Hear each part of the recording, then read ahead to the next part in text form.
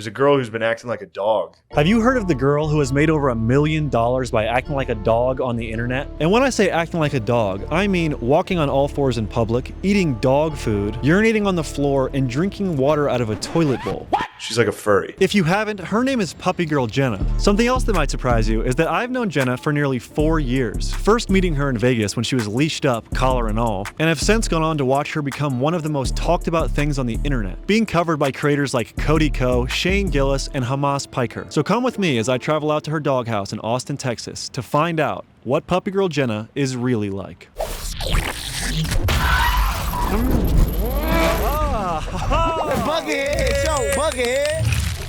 What's funny about it is it's just a girl acting like a dog. Jenna's gone viral for videos like these.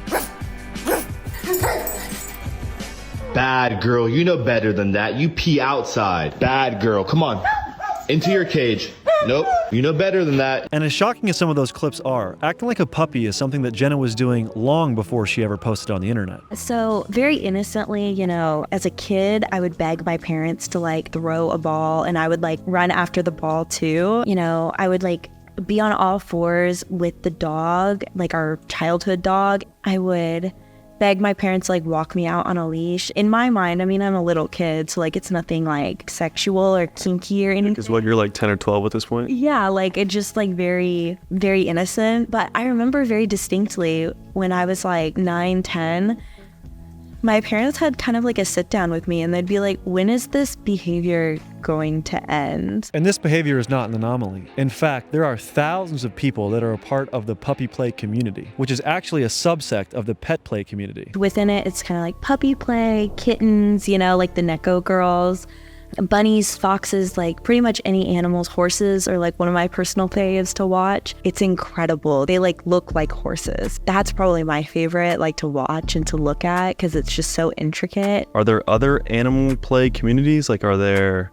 stork play communities? That's like what came to my mind. Stork play, that would be incredible. Probably, I mean, if you can think of it, it probably exists somewhere. Look, I'm 28 years old and I hadn't heard of this stuff until I met Jenna. So how did she find out about the puppy play community at 18 years old? I didn't even know that there was a community out there of people who did puppy play until I was probably 18 at a rope convention. So like a shibari rope convention, and there was a couple puppies there and we were talking and I was like, wait, I like have been doing this since I was a kid. Like meeting people who are actually like interested in something that I was super interested growing up. It was just kind of like a shock and like it felt good. I didn't feel as crazy. So this isn't a gimmick. Jenna's been acting like a dog her entire life. But that begs the question, is her content a realistic representation of how she actually acts? In her free time, does she really eat dog food and drink water out of a toilet bowl? A lot of what I produce online is kind of like laughing at this aspect of my life and my personality. Real people that really do puppy play don't really do what I do. You know, I'm kind of making fun of myself whenever I post, you know, the things that I do online. I would not classify what I do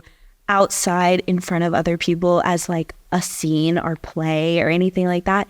If anything, you can totally bash me for being a public nuisance. I will take that, and I 100% am. You and I both probably. Yeah, a lot of people on the internet, yes. I'm going to sit here and I'm going to drink out of this bowl at this mall, or I'm going to, you know, be walked on the street, or I'm going to like pose in front of like this dog store or whatever. Like I felt like it was all a big joke.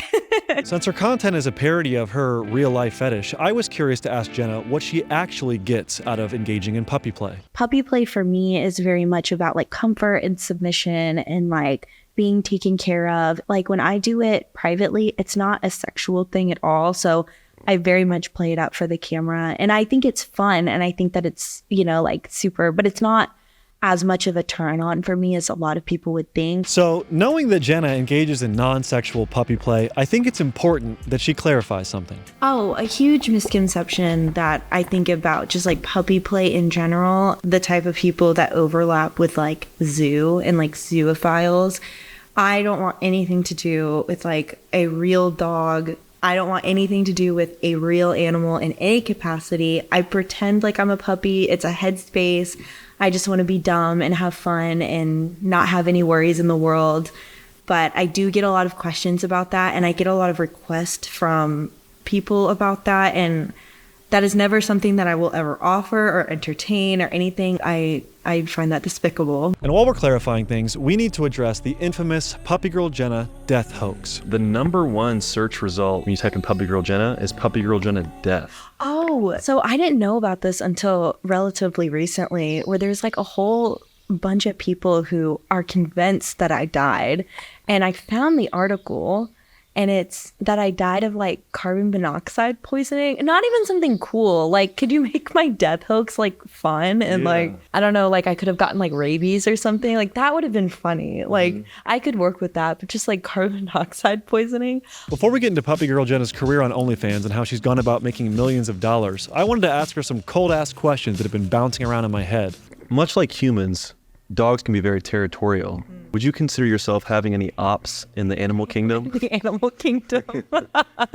Ops in the animal kingdom. Like real animals, like in general. Yeah, is it like chihuahuas you might not like? Squirrels? It could be other dog breeds. Could be mice. I do feel uncomfortable around squirrels. They are very like jumpy, jittery. When people used to ask me that question, I used to say cats, and I would allude to Belle Delphine because I thought it was hilarious. Yeah. I love her. She's amazing. Like, shout out to Belle Delphine. So, slaves, obviously bad in human form. Oh. How do you feel as a puppy girl owning a dog? Oh, okay. Thank you. Really caught me off guard with that question. I was like, oh no, where are we going? Yeah. Oh my God. Oh, that's good. Like if I ever get a dog, it's like, oh, well, I'm just, my dog is getting a dog. Yeah. Yeah. It'll just like puppy friendship. Yeah. Puppy friendship and just, yeah. It's not a slave thing. No, I don't. I would no. For the record, I do not condone slavery. I do not in any capacity, in any form. You might be wondering how a girl who's into non-sexual puppy play has made a career off sexualizing puppy play on OnlyFans. Well, let me introduce someone. I'm here with Lorenzo Adams, correct? Yes. nerdballertv. I feel like I need my lawyer present here. But you and Jenna have a relationship, correct? That is correct. Yes, Your Honor. They don't have just any relationship. Lorenzo is the mastermind behind the entire operation, creating a detailed marketing plan that utilized short-form content to drive traffic to Jenna's OnlyFans that Lorenzo manages. One of their most profitable videos was a short clip of Jenna urinating on the ground in public that they sold for $20 and was bought by nearly 10,000 people. 10,000 people buy that clip for like $20. That's like pretty insane. Like off that one like clip. It's like $200,000. So my question is, for anyone out there that is judgmental towards Jenna, would you pee on the ground and film it for $200,000, or would you rather work your day job for 4 years for $200,000? Well, depending on your job, like I probably wouldn't quit a really good job for that one instance. You have to keep in mind there's a lot that goes into it. Like, how do you even get that many people to even know you have that, like that clip exists on the marketing end? You know what I'm saying? But like, there's people out there who would be willing to do that. And if you told them, okay, then go do it. Like, well, okay, I'll go pee, but now what? Like, how do I get that in front of that many people who are then also interested in purchasing it? So there's a lot more that goes into it to even get to the point where you can even monetize that type of content. It's not just as simple as like, oh yeah, I'll go pee if that many people would see it. Because even if they do it that once, then what? Like, what do you do after that? You take that money and then you have to figure out like, how do you keep that momentum going and running and stuff like that. What's fascinating to me is you had made a comment a few days ago or a week ago that you're not really even a content creator at heart, right? Now this surprised me to hear because Puppy Girl Jenna is not someone who actually enjoys her career as a content creator. I look at myself and like my like goals and aspirations, and then I look at you or even at you, and it seems like content is like always like at the front of your brain, and like it's just like fascinating because like my brain just does not work like that at all. Like I think like long-term wise, like I don't feel like a content creator, and I feel like it's definitely like a detriment to myself, but I'm just out here having a good time.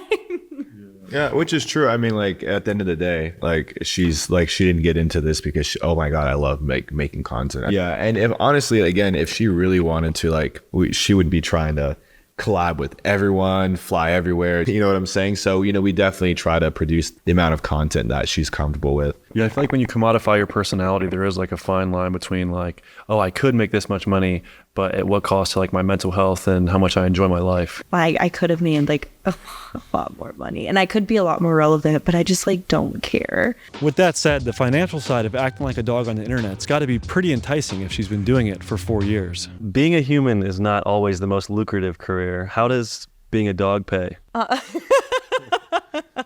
That's good. I like how you worded it. I have been I told you I have some dumb questions. I've been extremely blessed in like my finances. Over my career, there was like a point in time where I was making like 6 figures a month, that's not a real number. Like, it's just not like real. Yeah. But like over the lifetime of my kind of business and everything, like I've been very fortunate and to make like over $1 million, and like that's insane. Like that is crazy to me that like so many people have either like supported me or thought that it was weird enough in order to be like, I'm kind of curious. I want to see what this is. So, again, I'm very fortunate. Most of the things that I'm able to do now, like I'm a avid reader. I love art. And so I'm able to like go take, trips across the country and go to museums that I've always wanted to go to. Reading and traveling aren't the only interest that Puppy Girl Jenna has outside of her job. I want to show you 2 of her favorite hobbies, the first of which is cooking. All right, for those that didn't know, Jenna is actually an immaculate cook. Here's the breakfast spread that she has put out for us. What do we have here, Lorenzo? Break it down. Honestly, this is like a light work for Jenna. This is not really anything crazy, but it's still really good. Yeah, people might not know. I've been over here where they've had like an elaborate duck dinner. Do you remember that? Oh yeah, that was crazy. I remember. I do remember that. I personally think that Puppy Girl Jenna is probably the best puppy cook. The Puppy Girl Jenna food exclusive breakfast edition. You ain't know about that, boy. I mean, it's nothing special. I mean, It's extravagant by my standards. I just whip up some scrambled eggs and I feel like I'm Chef Boyardee in that hoe. Chef Boyardee. Another hobby you might not expect the Puppy Girl to have is training and caring for birds. Jenna is the proud owner of what is it called? So he's a camelot macaw. He's a 2nd-generation hybrid between a Catalina and a Scarlet. He just turned a year in January. Yeah, the color on this bird is incredible. Come here. So he's a blue-green camelot. He has all these like beautiful blue-green feathers. He's still a baby. He hasn't molted all of his feathers yet. Give you a little touch. Oh man, you soft. And Is that soft? Yeah.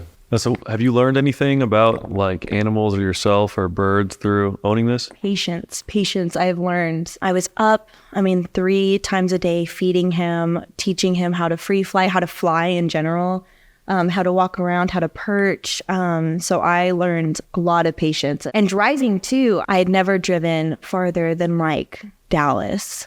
Really? From here, yeah, like now we've been to everywhere, like all the way up to like New England, I think was like my furthest that I drove with him. I think we did like 30 hours on the road just so he would be able to fly for a couple days. Will he step on me if I put my arm out, or We can try. it won't offend him? No.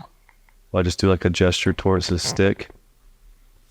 I want to touch your hands. Oh, it's a handshake. Oh man, I love that. I feel like it's not a ton different than having like a dog, He's just a wickedly intelligent dog that can fly. Do you feel like you relate to him in that? Yeah, wait. Yeah, you're right.